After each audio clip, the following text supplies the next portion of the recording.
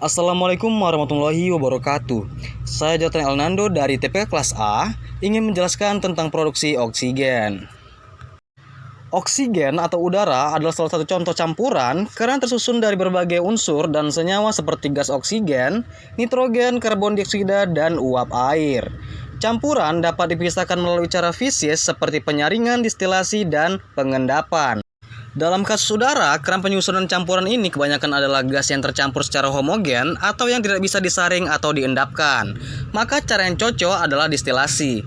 Distilasi ini memanfaatkan perbedaan titik didih dan titik cair gas-gas di udara untuk memisahkan senyawa dan unsur gas di udara. Unsur dan senyawa di udara memiliki titik didih berbeda. Gas karbon dioksida atau CO2 berubah dari gas ke cair dalam suhu minus 79 derajat Celcius dan dipisahkan pertama dari udara yang diinginkan. Kemudian, gas oksigen atau O2 akan mencair pada suhu minus 183 derajat Celcius. Dan gas ini dapat dipisahkan. Terakhir, gas nitrogen atau N2 menjadi cair pada minus 196 derajat Celcius. Dengan mendinginkan gas-gas di udara ini, satu persatu menyusun campuran udara dapat dipisahkan dan kemudian dimanfaatkan. Misalnya, oksigen dapat digunakan sebagai pengisi tabung yang digunakan penyelam untuk bernapas di dalam air. Filtrasi. Udara dialirkan ke dalam penyaring, gas O2, N2, CO2, H2O, dan gas argon dipisahkan dari partikel debu.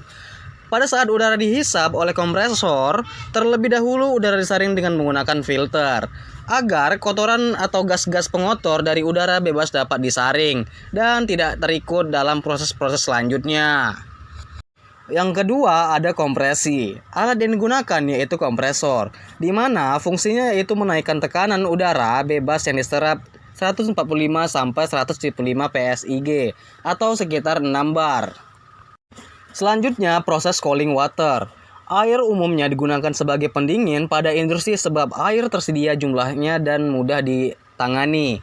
Air juga mampu menyerap sejumlah besar energi per satuan volume dan tidak mengalami ekspansi maupun pengurutan dalam rentang temperatur yang biasanya dialaminya. Sistem penguapan terbuka merupakan tipe sistem pendingin yang umumnya digunakan dalam plant pemisahan udara. Sebagian industri menggunakan sistem direct cooler pada proses pendinginannya, di mana terjadi kontak langsung antara udara dengan air pada sepanjang tray direct cooler. Direct cooler mempunyai kelebihan daripada proses pendinginan yang menggunakan tube atau cell cooler, di mana temperatur yang bisa dicapai yaitu 2 derajat Celcius. Sedangkan pada tube atau cell cooler hanya sekitar 8 derajat Celcius.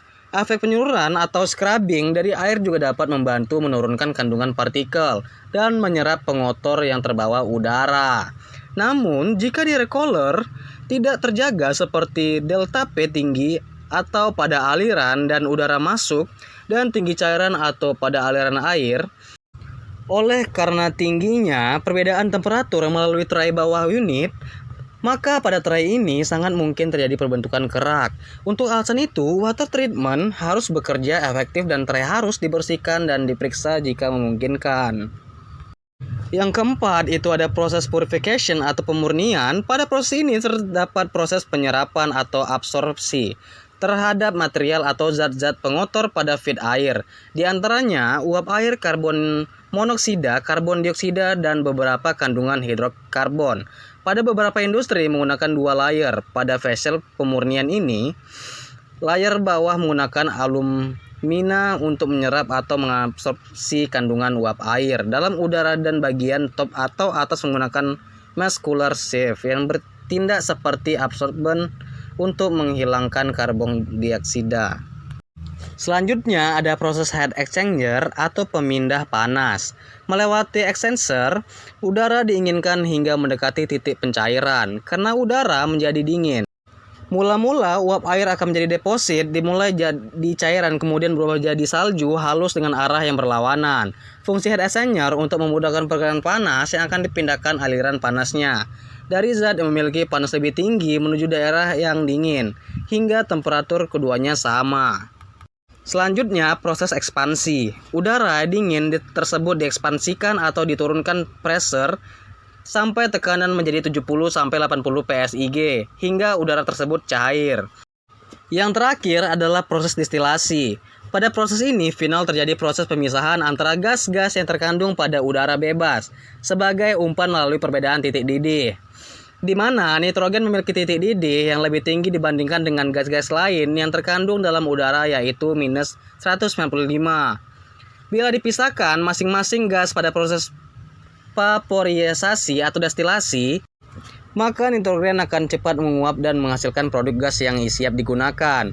Gas nitrogen yang dihasilkan dari proses vaporisasi bisa diubah bentuk menjadi liquid dengan cara dilakukan pada kolom-kolom. Pembuatan gas oksigen dilakukan dengan cara destilasi udara cair. Udara yang mengandung 21% oksigen atau O2 dan 78% nitrogen atau N2 didinginkan hingga suhu minus 200 derajat Celcius dengan tekanan tinggi sehingga udara mencair. Kemudian udara cair tersebut secara berangsur-angsur dipanaskan pada suhu minus 183 derajat Celcius. Oksigen cair akan menguap sehingga dapat dipisahkan dari gas lainnya. Oksigen atau O2 yang diproduksi massal mempunyai tingkat kemurnian 99,5% berstandar medis. Berakhirnya dari penjelasan saya, berakhir pula video yang kami tampilkan. Lebih dan kurang saya mohon maaf. Assalamualaikum warahmatullahi wabarakatuh.